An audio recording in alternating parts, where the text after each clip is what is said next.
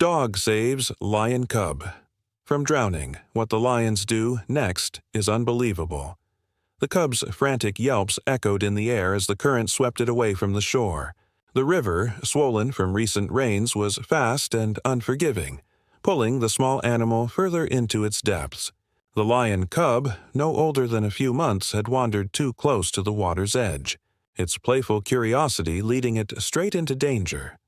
The sound of splashing reached the ears of a nearby dog, part of a small group traveling along the savannah's edge.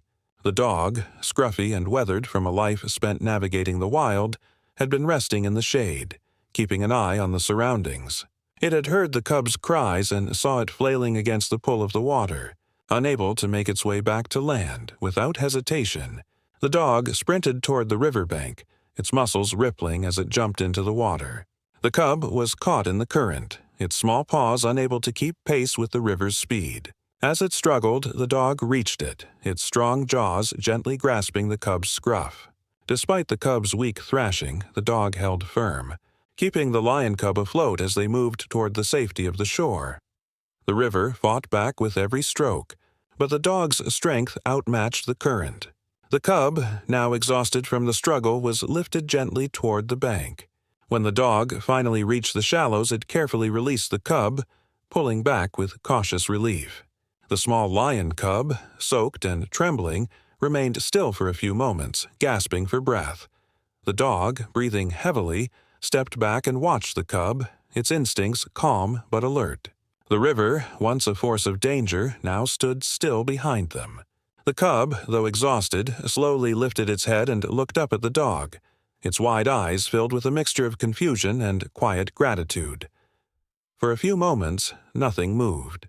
The world around them was a silent witness to an unlikely rescue, a bond forming in the quiet aftermath of survival.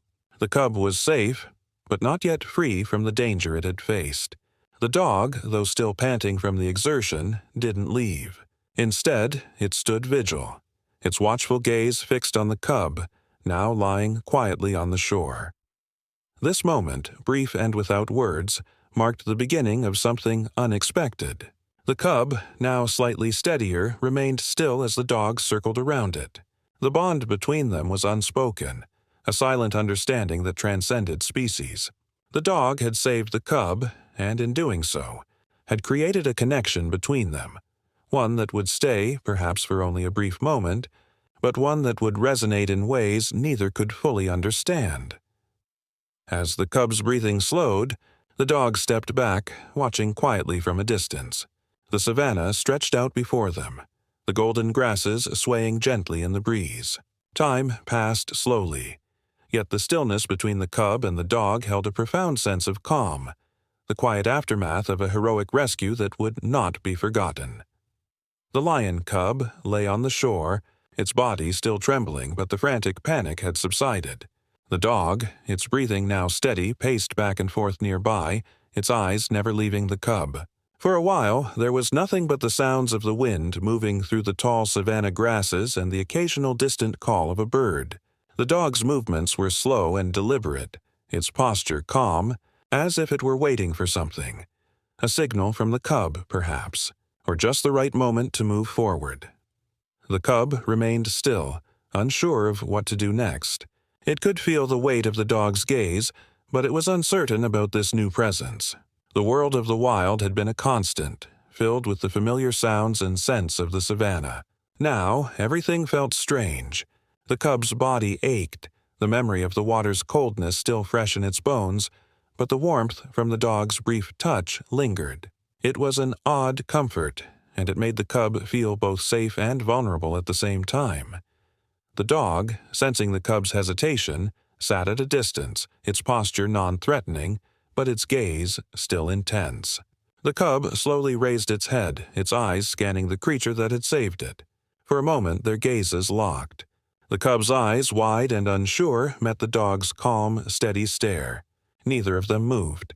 There was no growl from the dog, no show of dominance, only a quiet, mutual understanding between them. The cub, still fragile and vulnerable, began to inch closer, its body trembling with a mixture of fear and curiosity. The dog did not retreat, instead sitting still, its body relaxed. From the tall grass nearby, unseen but perceptive, the cub's mother watched quietly. Her eyes flicked from the dog to her cub, then back again. The lioness, known for her strength and fierceness, knew that her cub had been through something. She could sense that the cub was not yet fully healed, physically or emotionally, but there was a subtle shift in the air, a softening in the tension that had once defined the savanna. The lioness, though cautious, did not immediately move to intervene. She understood the bond that was beginning to form between her cub and the dog. It was not an act of submission, nor was it a sign of weakness. It was a quiet moment of trust, an acknowledgement that help had come when it was needed most. The dog, though a stranger to this land, had offered its presence when the cub was at its most vulnerable. The cub's breathing, once shallow and frantic, deepened as it inched closer to the dog. It stopped just short of touching, but the distance between them had closed. The dog's ears flicked forward, sensing the cub's quiet decision. There was no rush, no force, just the soft, steady progression of trust. The lioness, watching from the shadows, took a slow step forward. Her body, tense but measured, moved closer to the cub, yet she still held her distance from the dog. She seemed to recognize the gesture in the cub's movements, and though she was still wary, she did not stop it.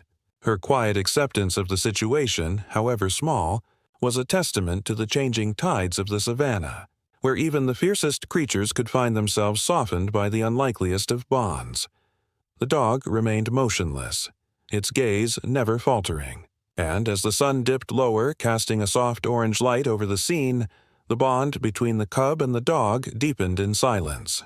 The savanna, once filled with danger and survival, had given way to something softer, a moment of shared vulnerability and understanding.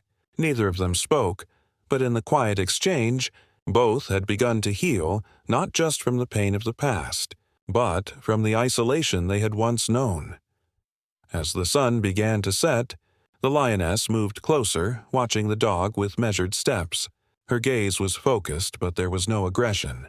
She approached cautiously, her muscles rippling beneath her golden fur, as if silently acknowledging the dog's presence and the bond that had formed with her cub.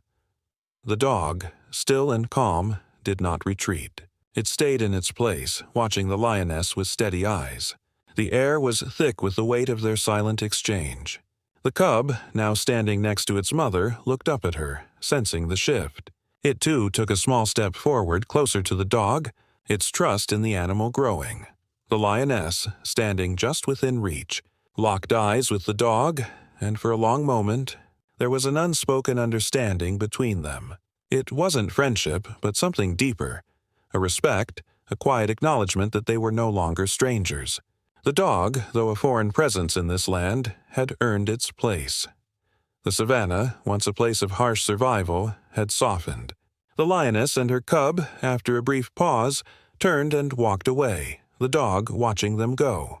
The bond formed through the cub's rescue had changed the rhythm of the wild, leaving behind a fleeting but profound connection.